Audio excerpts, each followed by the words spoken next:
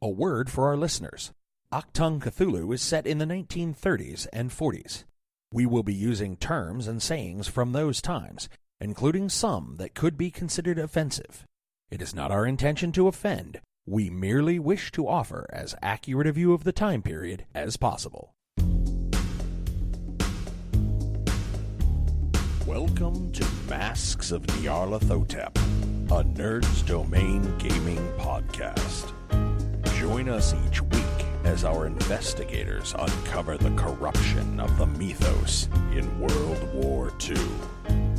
Starring George Chimples, Phil Durham, Rob Walker, Jestin Kimmet, Shirley Niedzwiecki, and Scott Troiano, with Matt Quiett running the table as the keeper. Eldritch evils and crazed Nazi cultists await you just beyond this music. Hi everybody, welcome back to the Nerds Domain presents Masks of Nyarlathotep. I'm here with Shirley. Hello. George. That's me. Scott. Nyarlathotep. Phil. What was that for? I have no idea. Rob. Having a great time. Okay, so Rob, go ahead and so we're going to get into some more topics. Last time I told you guys that we would be doing some role playing here. Unfortunately, or fortunately, I think fortunately, Rob had some questions, or had a question that we're going to discuss more, and I'm sure as we're discussing it, we'll discuss more some other stuff while we discuss more stuff. What on earth? Stuff? What is happening? Stuff. Okay. Are you having a stroke? Yeah, like Maybe. All right, so Rob, ask your question again in detail because you said you had more things to think with the words and thoughts. a good intro level RPG. So a lot of people are new to RPGs, and we'd like a good system to get into that's not overly complicated, that'd be welcoming to a player. I'd seen stuff like Fate, the Fate system, which was nice. It's free. The core is free to pick up, so anyone can get the core book, and then you just got to pay for the dice, really. You don't have to pay. You don't have to pay for the dice. You roll D6. You designate 1 and 2 as a plus, 3 and 4 as a blank, and 5 and 6 as a negative. It says There you that go. in the Fate book. There you go. Perfect. So that's even cheaper. But that doesn't necessarily make it a good system. It just makes it readily available to people. So what will be a good intro level RPG? And then we see a lot of high fantasy. You see a lot of sci-fi and goth stuff. But do you ever see like fairy tale driven RPG systems? I would like to answer that second half of that question about fairy tale systems. Changeling. Well, no, I'm not even going to go there. There's a company called Third Eye Games that a friend of ours works for. They make a lot of kids stuff, and they have like Mermaid Adventures and Camp Half-Blood, and I'm missing something else, but they are solid. They're for kids, so the rules are easy. And I think that they're up the alley of what you would be looking for. I know the creator personally. I think he's fantastic at what he's trying to do, and they've won awards. I mean, they're really super good. The turnaround, though, is I would like you to expand your question because you're saying getting into RPGs. Are we talking, hi, I'm an adult or nearly an adult, 16 and up? Or are we talking like Scott's trying to get his kids to play, so we got him a game last year at Gen Con to help him with that? One of both, probably. Because I think, it's good to get, especially with families, it's good to bring your families in, and we're family-driven system. The game we got that you picked up was Adventure Maximus. That is correct. What did you think of that? Adventure Maximus is really, really good. That was actually one of the two that I was going to answer. Is Adventure Maximus is very, very nice because they give you this sheet to put down, and then everything is deck driven. In other words, you pick 3 abilities that your character has. You draw the cards, you put them on the sheet. You pick, the race, the class, the thing, and then and it all comes together like an elvish spellcaster with these 3 spells and these 2 abilities. And then you can draw a picture of your character, and you got the whole thing. Then in order to have the adventure, you draw from the adventure deck, and it says the Lollipop Forest, the Foothills of Doom, and, Mount Cumberbatch. And there's the, you like that one? And then the way they represent the role-playing, or the way they present it in the beginning, is they say, your answer as the person running the story should always be yes and. So they say, well, I want to do this thing. Does that work? Yes, and here's what happens with that. Yes, and here's what happens next. Yes, and the following happens. So you get the opportunity to build a good story, and you encourage creativity and imagination. Do you also get an opportunity to show the consequences to some of those actions? Absolutely. So you're not just, because it's not always hell, we're playing Cthulhu, so we never see a positive outcome from the things we do. Well, the idea of, all right, you walk in and the guard is asleep and there are 10 soldiers asleep in their beds. Why shoot the guard with a magic missile? Yeah. Do I get him? Roll, yes. And the other 10 guards wake up and grab their weapons. So, okay, yeah. So that crap. works out well. Oh, absolutely. So absolutely there are consequences. You just have to be able to yes and it. Point of order. We just played a Call of Cthulhu game. Nothing terrible happened. Everything wrapped up pretty well. I started a fire on a boat. So it's a good, and it's meant for ages 6 to 12. It's meant for, you get a rudimentary health system, you get a rudimentary armor and attack, get an attack value, a defense value. You roll a 6-sided die, you go from there. Okay. It's good stuff. What was your other option? Because you said you had 2. That was one of them. I'm going to save that. Okay. Anybody else have any thoughts? Yeah, I got some thoughts. So, I was, like a nerd in high school, as I imagine most of us were, but none of my buddies played any role-playing games. And I always thought Dungeons & Dragons seemed kind of cool. I read the Dragonlance books. I did, AOL online role-playing and stuff like that, but I never played Dungeons & Dragons with anyone in high school. There was no one that I knew that was doing that kind of stuff. It wasn't until I got to college that I found a gaming group and delved into tabletop and LARP and all this other stuff. And so a couple years ago, it was my buddies back home, I think they would really enjoy this. They like sci-fi, like fantasy. And it was let's just try D&D. Let's give it a shot. And Dungeons & Dragons is iconic. It's really good for certain things. But as I've kind of matured as a gamer or played more games, I've felt myself being less and less interested. And I haven't played D&D in quite some time, and I don't really feel a need to necessarily all the time, because it's when you do the combat, and then it's you're just waiting for other people to go, and it just kind of slows down, and it's really weird, and you don't get a lot of that storytelling that I like.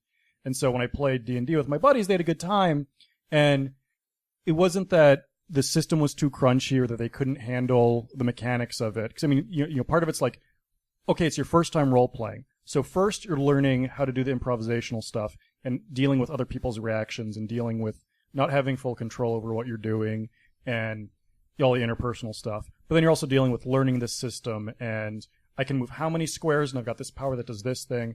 And so 2 very different things. And some people really like one or the other. Some people like both. Some people don't like either. And for them, I think that it's just a little bit slow for them. And especially because a lot of them were newer, it was also slow because everyone was kind of learning at the same time. So if you're going to do something like D&D, maybe it's better to do it with everyone knows what they're doing and then 1 or 2 new players rather than all new. But I played then Fiasco with them. And Fiasco is a non-traditional role-playing game I mentioned on the other podcast, where the basic concept is very simple, is you're trying to create a Coen brother movie. And there's very little dice. You don't roll them. You basically keep track of certain things. So what happens is you go through, you've got a basic setup of where you are, a couple of different items. You make connections with everyone at the table, so you have these little relationships that are written on their cards, and that's how you determine your characters. You don't have any stats. You don't have anything you do. You just create these little scenes, and there's kind of this structured act, 1 act, first act, second act, third act kind of thing. So it, resolves everything. And you can focus on just doing the characters and doing the storytelling and creating that adventure and not worry about, what are my powers? Oh, did I use that tactically well enough? What am I doing here and there?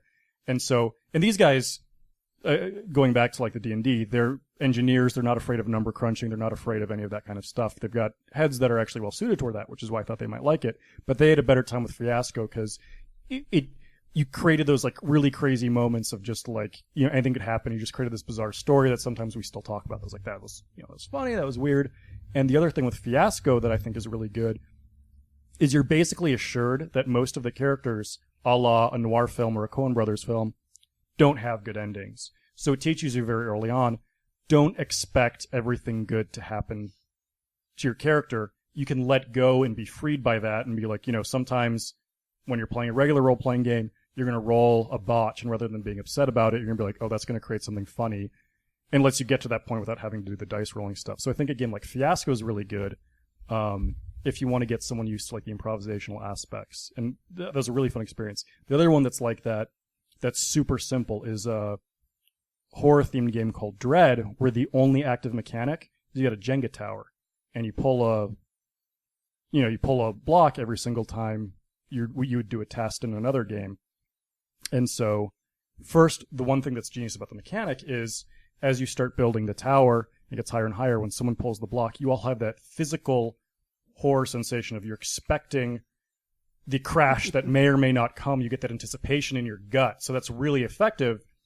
And then what happens if the tower crashes is that character is removed from game. It might be killed, it might be gone insane, it might do whatever, but you don't have to worry about dice rolls. There's still that element of randomization that you don't have in Fiasco, but you can focus on the storytelling, the role-playing aspect, rather than the system aspect. So those ones are very easy to learn and very easy to grasp, and especially for someone who isn't coming from a gaming background, that can also be a good thing if they're a little bit intimidated by, like... And you can also, like, if they're intimidated by other things. And also, I think these games, you can do them in a fantasy setting, or you can do them in a real-world setting, so you can kind of tailor it to the audience of what they're into. It sounds like more like one-shots and one-offs, where you're going to... Yeah, those ones are pretty based around one-shots. And I think that's a good way to get someone involved, just to see if they like it at first. Because there's also, they got to break through that ice that used to talking to someone and being in that character, and that can be difficult for some people. Well, I think the hard part with something like that is going to be, because look at how we are now as a group versus quite a few play sessions before. I think we have a better cohesion, where we're better anticipating what each other's going to do or how we're going to respond. And it really creates a different kind of dynamic at the table now as a result. So I don't think you're going to learn that same kind of thing in those one-offs, though. That's true. And for this group, I'd point out, like, these were buddies of mine from high school, and then, like, the other two people that were not from the high school, one or other of the group ended up marrying. So it's like we all knew each other, we're very tight, and we're comfortable in that aspect. And so in that case, we all knew each other, so we're comfortable being like that. So the chemistry wasn't so much of an issue. Those games, chemistry really does matter. So they are games you'd want to play with people who you're more comfortable being loose around. Okay. And, yeah. George stole my, I was going to go with Dread, because it really, really is a good system from the standpoint of it's not mechanics based. It's not, you are asked early on questions about how your character would react to relatively charged statements. In other words, we just played a Halloween game as a one shot for the game, my Gaming with Scott Marvel Live Play, and the two questions were, give me two of your deepest, darkest fears. And I gave him my two, and little did I know the 4 sessions that we had revolved around one of my answers, and it finally got to a point where the tower had fallen, and everybody gets 2 health levels. Like, the tower fall, if you pull and the tower falls over, one of them is gone, you fall again, you're out. And that gave us a little bit more breathing room. And then it changed. He changed up a couple of things as we went through. But literally in the last session, it got to a point where I just got squeamish enough, and I said, "Wait, explain X, Y, and Z to me." And he gave me here's what's happening to your character. And I went, "Oh, okay." And I literally just pushed the tower over because I lost. I was just like, "Okay." And I'm done. I begin flipping. I lost it. Well, that's a choice you can make in Dread, too. It's like, rather than taking a pull, you can choose to just topple the tower and sacrifice your character, basically. Like, I'm removing my character from play in order to pass this test or whatever. Oh, nice. Go out and blaze. It's a cool mechanic. It's really good. It was very interesting. So, since that was pulled out, and it's a very good one, then my second answer would be Tune. Which I'm getting some blank stares. Yeah, I've never heard of Tune. You play a cartoon. I've heard it. I haven't played it. I've heard good Roger things. Rabbit. And the basic idea is you build your Toon character, whatever your Toon is, and you get 3 items to keep with you in your pocket. The 3 I generally carried were a portable hole, a set of traffic cones, and a toll booth. And you could carry whatever. It was very TARDIS-esque. So it was like if you were being chased, I would pull out the toll booth and drop it and run away. And then, of course, they'd have to go, oh, we got to go back and get a load of dimes. And it was that whole Blazing Saddles-esque. And the idea, and then you were given, a mystery or a crime or some interaction but you would solve it as cartoons, and you would build your character as, oh, he's the tiny mouse from Tom and Jerry, or he's the Roadrunner, or he's the coyote, or and then it would become this very farcical, very nonsensical, like this cartoon world as you tried to get through whatever the scenario was that you were trying, and it really helped you to step outside of the shell of, oh, okay, well, let's do film noir, and then we're going to do it, but it's Bugs Bunny film noir. It's got that comedy sense to it, where, you know what I'm going to do? I'm going to hit him with an anvil, and you're like, okay, obviously, that would kill someone, but you're all cartoons, so you understand that you get crushed with an anvil, you scrape yourself off the pavement, and you two-dimensionally run down and keep going. So it really helps you, because a lot of people have the sense when they first get into role-playing games of, well, I don't want my character to die. Right. And with Toon, it's not a problem. I mean, you get run over by a steamroller, you're just thinner, that's all. And wider, yes, but thinner. And then it really helps, like, once you get the sense of, oh, so it really, there are a couple things that'll kill me, but everything else, short of, doing what that's going to kill me, I'm going to be fine with. So now let's explore the idea of comedy or interaction or, worst case that happens is I get set on fire, turn to ash, to dust, someone sweeps me into a dustbin, and then I'm in the next scene. It's okay. I mean, it's really liberating when you don't have to go, well, wait, I've got how many health levels and I took how much damage and I'm going to die, so I'm going to go sit in the corner. You're still encouraged to role play beyond that. It's good. I've used Winter's Tale for narrative. Mm-hmm. And that, I think, works really good because it forces a construct you have to work within. And I think for, like, a keeper or a GM position, that really helps. Because it really kind of drives that person to think about what they're being presented with. What is this thing I have in front of me that I have to work with? Because you never really can. I mean, we talked about George last episode. You can't always anticipate what your players are going to come up with. And Shirley, some of her interactions last time were crazy. And it was like, how do we, even as players, respond? And get everybody on the same page. I think Winter's Tale was really good about that, but it didn't do much for the actual role play itself. So that was kind of what prompted that idea. So the game we play right now is Call of Cthulhu. So did you know there's a system called the Basic System that is essentially Call of Cthulhu? Take out the horror, take out the sanity, and that's the system. It doesn't sound as fun. I agree, but everybody can roll under a percentage. Everybody understands those skills. It makes it easy. It makes it quick. That one wouldn't be a terrible idea, especially since you already know the system. Right. It's so Call of Cthulhu is so easy to teach the Call very of Cthulhu basics. Is a good one. Some of the combat stuff is a little rough, but I wouldn't start anybody. I try not to start people in Call of Cthulhu because it's a depressing game. It can be very like, and how do we die this week, guys? But the turnaround for me, and I'm sure I'll get scoffs and looks from this, is anything. You can take any game and dumb it down just enough so that you can take the crunch out of it and make it easy for somebody to get into. You take out the crunch out of D&D, any edition, even second edition that's a little harder to deal with. Just say, all you need to worry about is rolling a d20, and you roll this dice for damage. Everything else we can work through. Alternately, I think, is a good starter for D&D. I don't think that it exists anymore, but when I was a kid, I did play Hero Quest, which is kind of like, it gets you used to moving through a dungeon, advancing the characters, having different strategies for different guys, and there's Descent, which they have right now, which I don't think is too difficult to pick up, if I recall correctly. It is for the person running the bad guys. I mean, there's some crunch there, but for the players, for the DM, easier. It's fine. But yeah, like that gets used to kind of the general ideas. And Star Wars Imperial Assault is essentially the Descent engine for Star Wars. Yeah, and that works really well, but you don't get to role play as much as that. But you teach them. But it does teach the combat. It does teach that dungeon crawling mechanic side that is critical in something like D&D. Like I said, I looked into like Fate, and Fate was awesome for the way it handled its narrative because you don't ever really fail at a task. Yeah. You always either do the task well or do the task bad, and the narrative continues. But it's so loose that the person designing and creating the structure for whatever campaign you're going to run has to put a huge amount of work into that. Or no work at all and know how to handle it. But I don't care for Fate because there are consequences, but they're not defined, and you have to rely on a consistent narrative from someone who I've had bad experiences with bad GMs. That would be a really GM So heavy. I mean, if I can trust the person I'm sitting down with, that's fine. But if I can't trust the person I'm sitting down with for a myriad of reasons, anything, I don't know. Like George wanted to run Fate, and I'd sit down. If anybody at this table wanted to run Fate, I'd be fine with it. But there are plenty of people that I would not play Fate with. Well, the answer to that is you turn it around on the player and you build. You make the statement that there are no consequences. Okay, you're wearing a white suit, sitting in a white room with white furniture. There is a ninja in all black sneaking up on you. Give me a perception roll. You failed your perception roll. You failed to notice the ninja in all black in an all white room. So here's what you're going to do. Tell me why.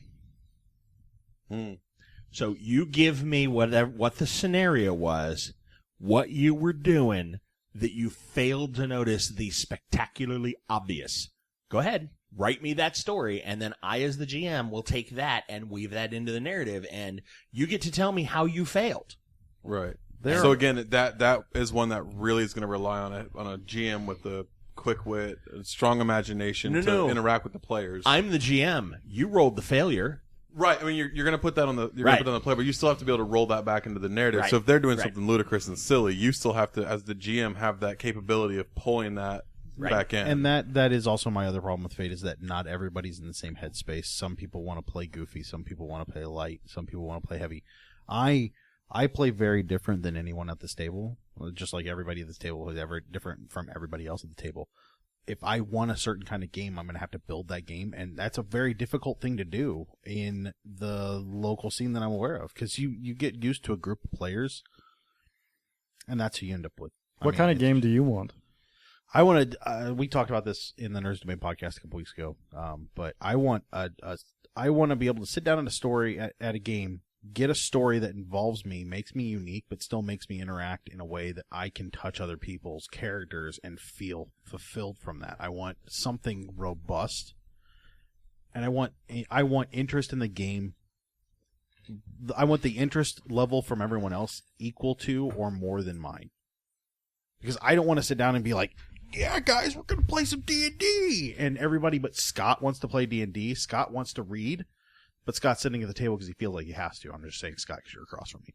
The last D&D, I don't get to play much. So the last D&D game I actually played in, we had one person who was there because she was the spouse of the guy running it.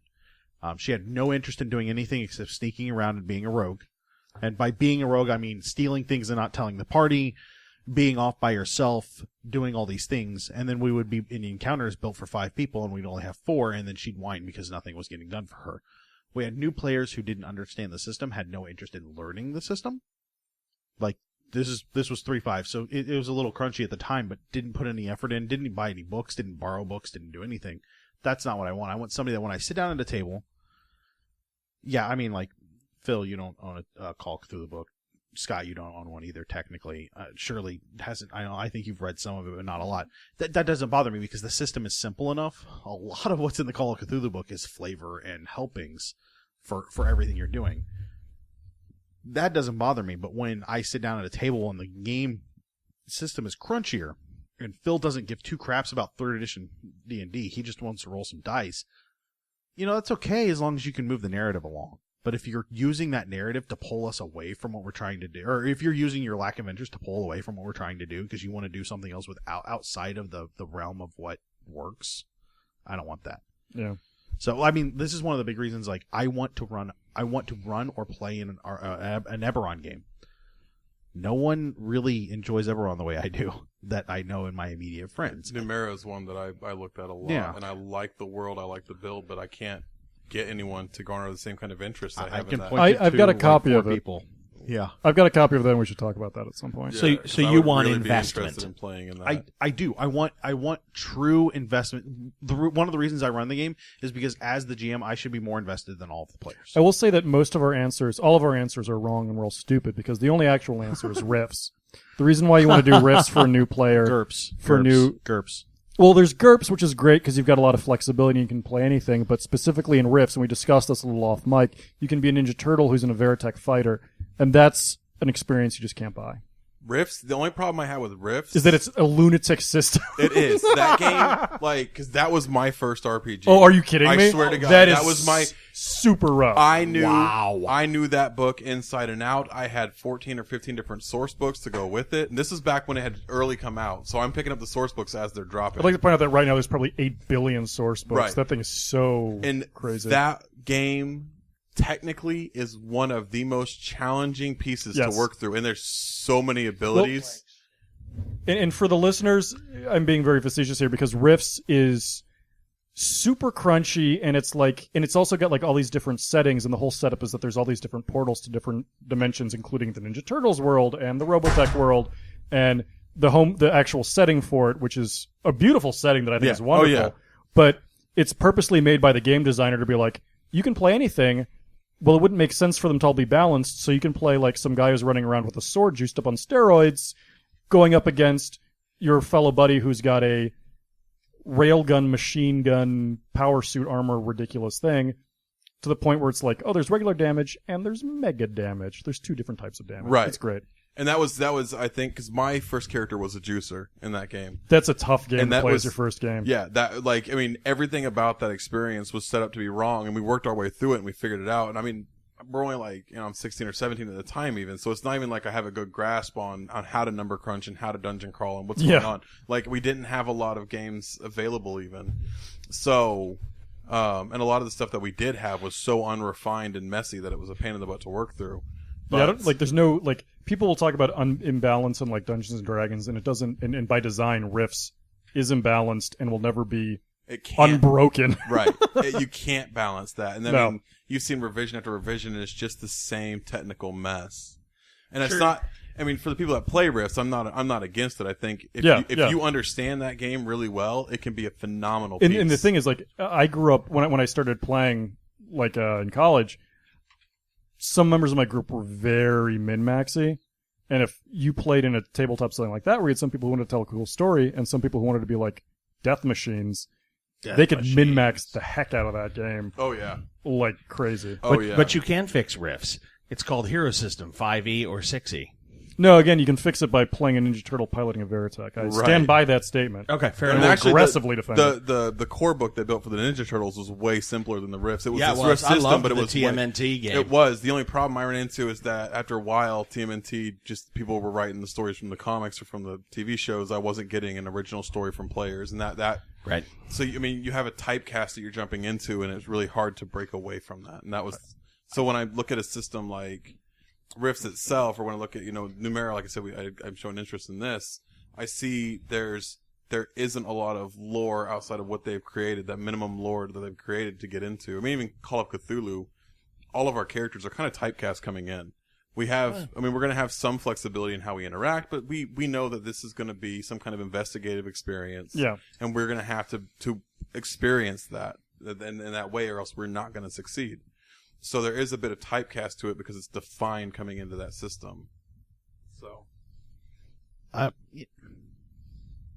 just don't. I really feel like that to bring somebody in, most game systems can handle it. If the guy running the table makes it easy. I also think that games that people have interest in already. So if I'm a Star Wars nut, Star Wars is going to be a whole crap load easier to bring me into than anything else. Star Trek than Star Trek. Yeah, well, that too. The role-playing game. Which is not that great. I don't think that would be fun. It could be. I don't think so. Well, but the idea is... the bridge simulator app they do, where you have like multiple people running the bridge, that's fun. I think Artemis. that's interesting. Artemis, thank you, yeah. That's fun. So the idea, are you a Star Trek fan? To a degree, yeah. Okay, well, you're being called up by the captain for an away mission. Let's go. Yeah, but you get no control over the ship. I can kind of see what if I did it, it would be a small ship, because I've thought about this. Something like the Daedalus, or yeah, I've thought about like probably an Aguirre class ship. Yeah. Sorry. Or a shuttlecraft. No, shuttlecraft's just not big enough. You want to run about though. No, you still want to have some firepower. You still want to be able to do something. Unless your mission's on the planet.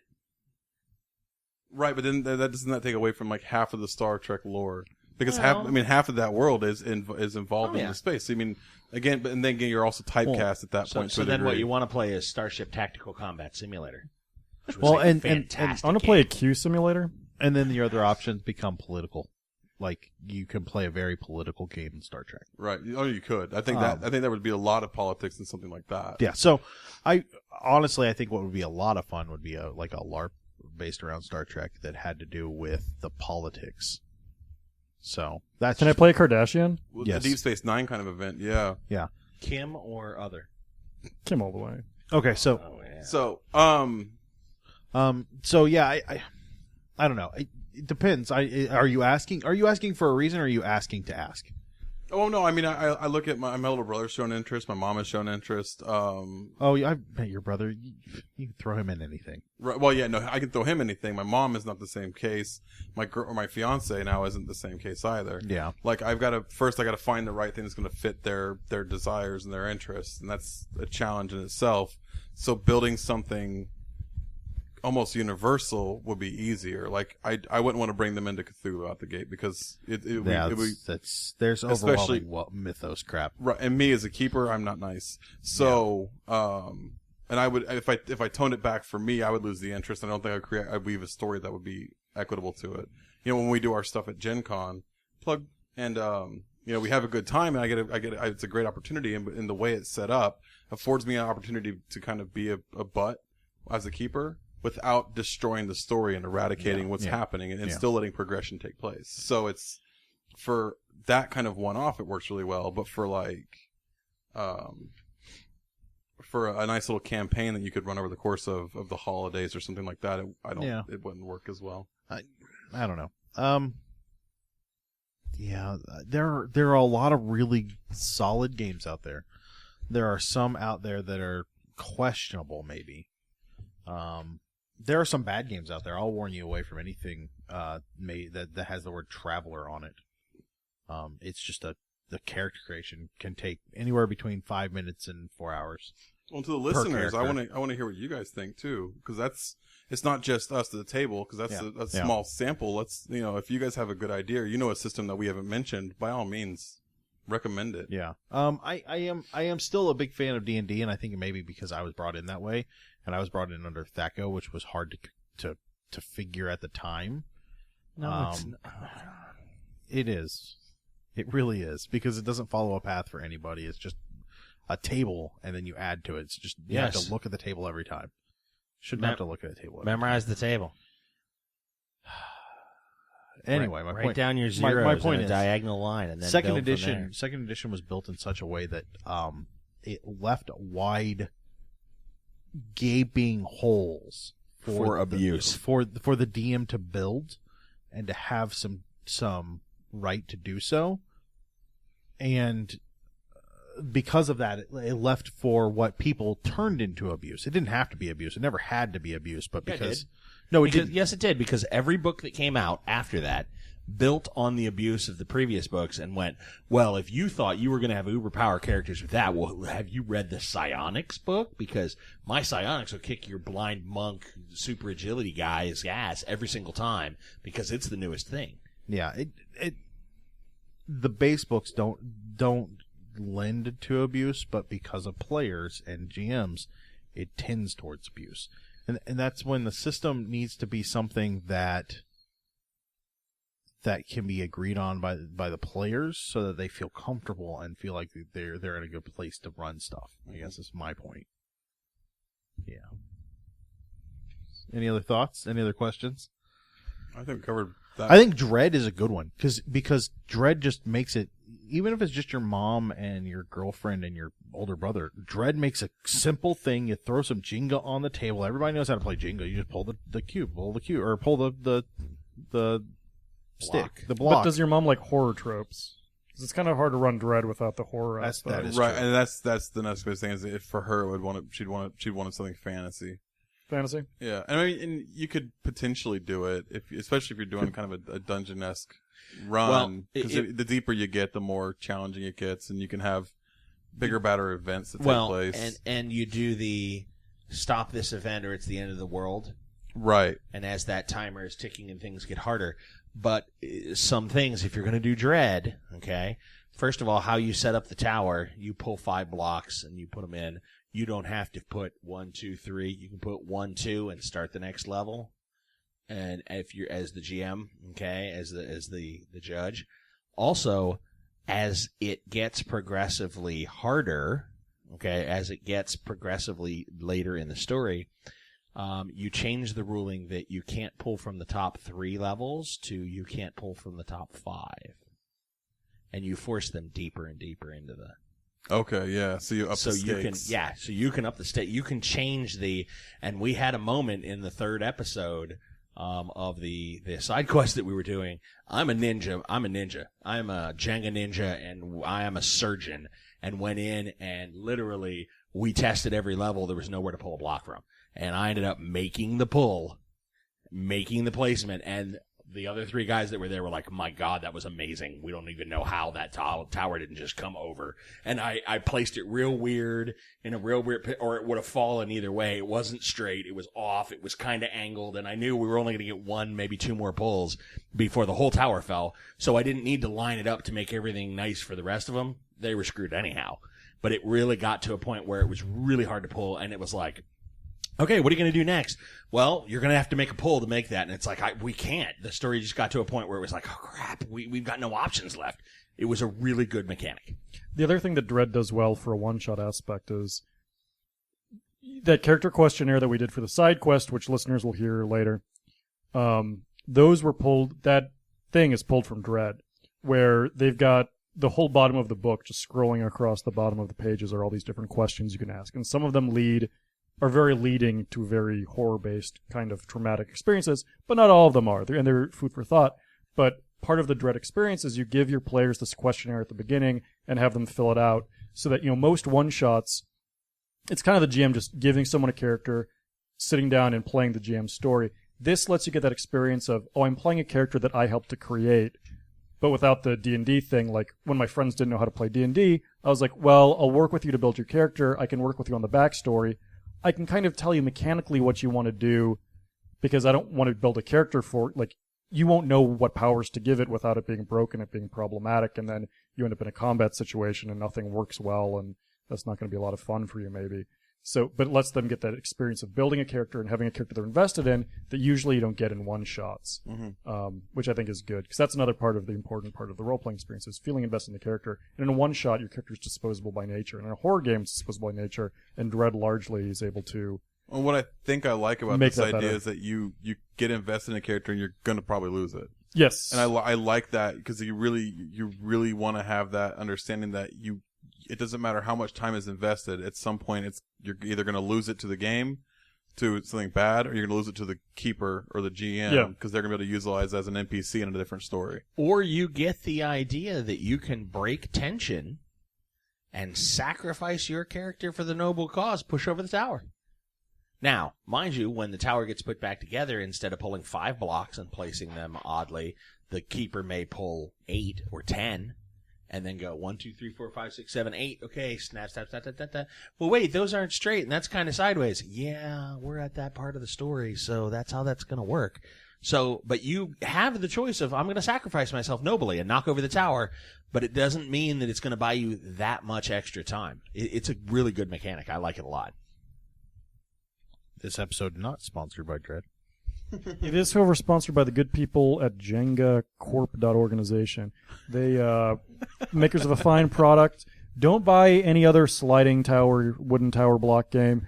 Only trust the manufacturer's choice. That is Jenga. Get the life-size model. All right, do we have anything else to say, guys, or are we Jenga. good? Phil, do you have any thoughts? You can kind of just enjoying your time here with us. I'm having a great time. Are you? Okay. All right. Well, I think we're gonna wrap it up.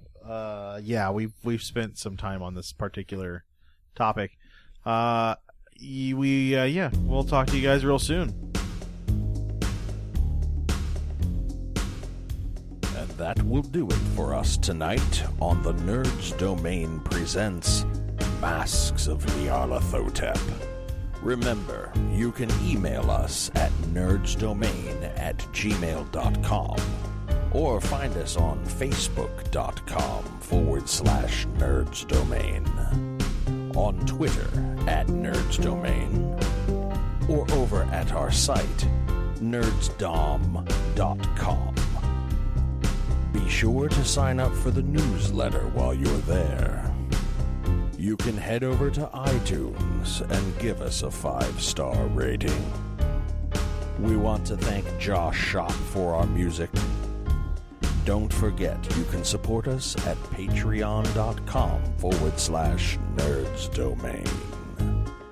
And check out our shirts at slashloot.com.